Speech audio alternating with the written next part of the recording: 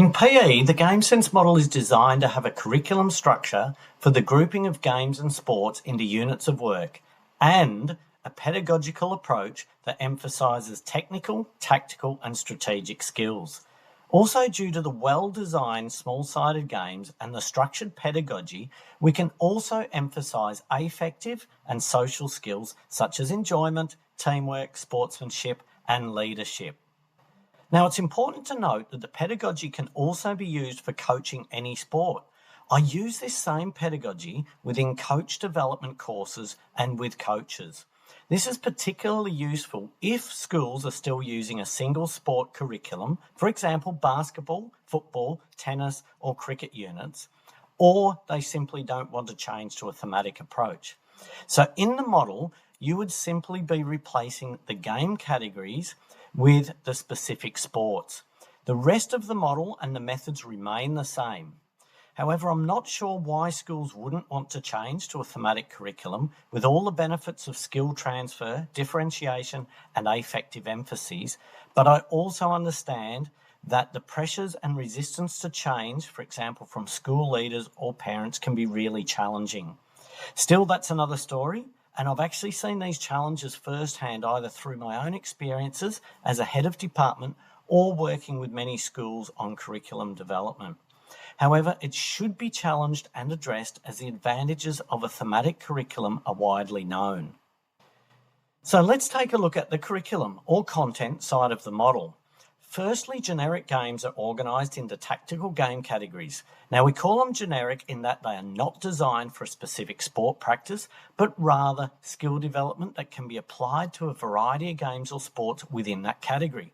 In other words, a better transfer of skill and adaptability and more applicable to everyday life skills. The three game categories that are closely connected to the game sense pedagogy are invasion or territory, striking, fielding, and netball. We explained in the module why target games are not included within our game sense model. Briefly, the tactical concepts are simple that are included within the other game categories.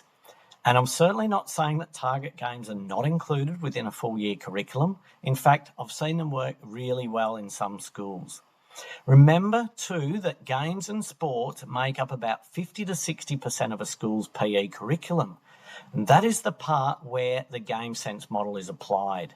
Now, of course, principles or parts of the game sense model can be used within other units of work. For example, the discovery learning, student-centred, questioning, task constraints in units such as dance or gym, athletics and swimming, and again in target lifetime sports.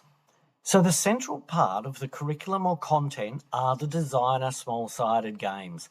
Called designer as we develop or modify a game to meet specific learning outcomes. The principle of the game sense model is that we don't use any isolated drill practice and that all skill development is done through small-sided games, but noting that they can be very basic to start with, for example, 3 versus 1, or a game that involves one simple decision, or to more complex games such as 5v5. Remember, skill is dependent on both technique and tactics, noting that a technique is not a single ideal movement pattern. Rather, think of it as a movement used to complete a task, which can and should be variable. So we should be practicing the two concurrently, not separately without game context. These small-sided games are organised into a thematic unit. Now, in the game sense model, there are 3 key features or strategies that are used within the pedagogy. This pedagogy will be expanded upon later in the module, explaining the process of applying it along with specific examples. So in brief, for each small-sided game, we have clear student learning outcomes made explicitly to the students or players. Students play the game and we ask them open-ended questions to guide them to think about skills and or other outcomes that we established in step 1. The skill of questioning is vital to the learning process. It is a teaching skill that is quite difficult to master and so takes some practice and time. Thirdly, task constraint modifications, whereby we modify specific components of the game, for example, variables that shape it and impact the performance of a task.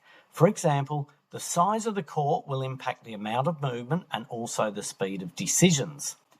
And finally, we should always evaluate the game and our pedagogy to gauge whether it addresses the intended student learning outcomes. We should be asking ourselves questions like, did the game work and address the outcomes?